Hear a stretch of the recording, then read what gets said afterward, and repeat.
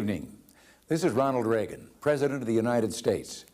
I'm speaking to you, the peoples of the Soviet Union, on the occasion of the new year.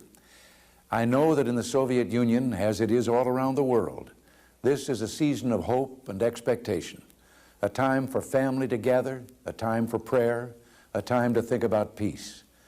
That's true in America, too. At this time of year, Americans traveled across the country in their cars, by train, or by airplane to be together with their families. Many Americans, of course, came to the United States from other countries, and at this time of year, they look forward to hosting friends and family from their homelands. Most of us celebrate Christmas or Hanukkah, and as part of those celebrations, we go to church or synagogue, then gather around the family dinner table. After giving thanks for our blessings, we share a traditional holiday meal of goose, turkey, or roast beef and exchange gifts. On New Year's Eve, we gather again, and like you, we raise our glasses in a toast to the year to come, to our hopes for ourselves, for our families, and yes, for our nation and the world. This year, the future of the nation and the world is particularly on our minds. We are thinking of our nation because in the year ahead, we Americans will choose our next president. Every adult citizen has a role to play in the making of this decision. We will listen to what the candidates say, we will debate their views and our own, and in November, we will vote. I'll still be president next January, but soon after that, the man or woman leading our country will be the one the American people pick this coming November. As I said, we Americans will also be thinking about the future of the world this year, for the same reasons that you will be thinking of it too. In a few months, General Secretary Gorbachev and I hope to meet once again, this time in Moscow. Last month in Washington, we signed the Intermediate Nuclear Forces Treaty, in which we agreed to eliminate an entire class of U.S. and Soviet nuclear weapons. It was a history-making step toward reducing the nuclear arms of both sides, but it was just a beginning. Now in Geneva, Soviet and American representatives are discussing a 50% reduction in strategic nuclear weapons. Perhaps we can have a treaty ready to sign by our meeting in spring. The world prays that we will. We on the American side are determined to try.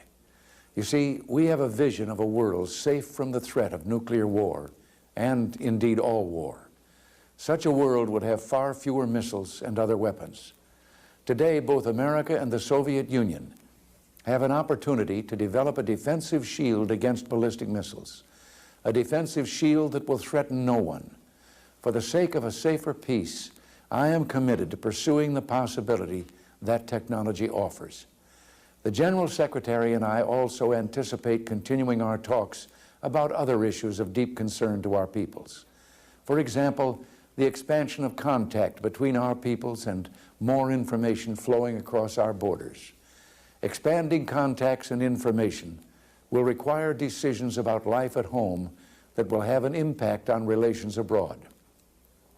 This is also true in the area of human rights. As you know, we Americans are concerned about human rights, including freedoms of speech, press, worship, and travel. We will never forget that a wise man has said that violence does not live alone and is not capable of living alone. It is necessarily interwoven with falsehood. Silence is a form of falsehood. We will always speak out on behalf of human dignity. We Americans are also concerned, as I know you are, about senseless conflicts in a number of regions. In some instances, regimes backed by foreign military power are oppressing their own peoples, giving rise to popular resistance and the spread of fighting beyond their borders. Too many mothers, including Soviet mothers, have wept over the graves of their fallen sons. True peace means not only preventing a big war, but ending smaller ones as well. This is why we support efforts to find just, negotiated solutions acceptable to the peoples who are suffering in regional wars. There is no such thing as inevitability in history. We can choose to make the world safer and freer if we have courage. But then, courage is something neither of our peoples have ever lacked. We have been allies in a terrible war, a war in which the Soviet peoples gave the ages an enduring testament to courage. Let us consecrate this year to showing not courage for war, but courage for peace. We owe this to mankind.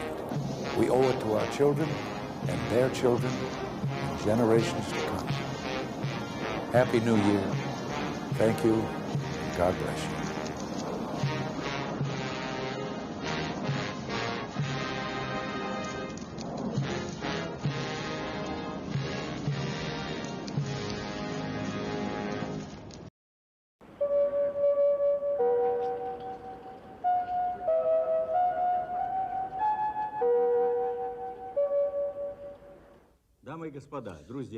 Ladies and gentlemen, friends, as we celebrate the new year, I am glad to address the citizens of the United States of America and to convey to you season's greetings and best wishes from all Soviet people. The 1st of January is a day when we take stock of the past year and try to look ahead into the coming year. The past year, 1987, ended with an event which can be regarded as a good omen.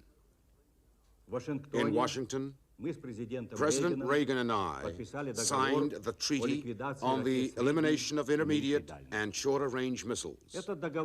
That treaty marks the first step along the path of reducing nuclear arms, and that is its enduring value. But the treaty also has another merit. It has brought our two peoples closer together.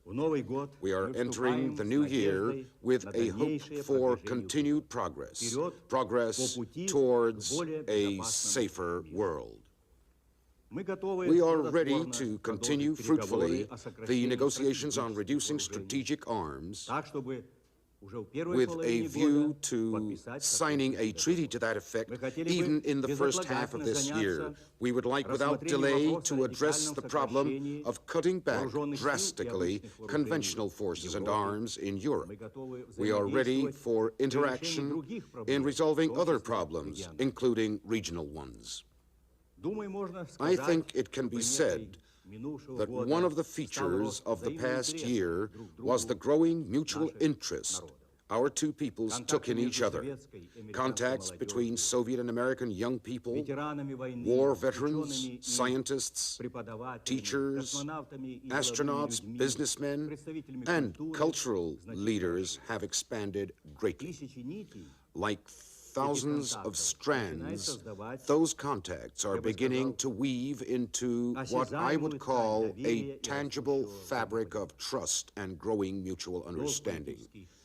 It is the duty of Soviet and American political leaders to keep in mind the sentiment of the people in their countries and to reflect their will in political decisions.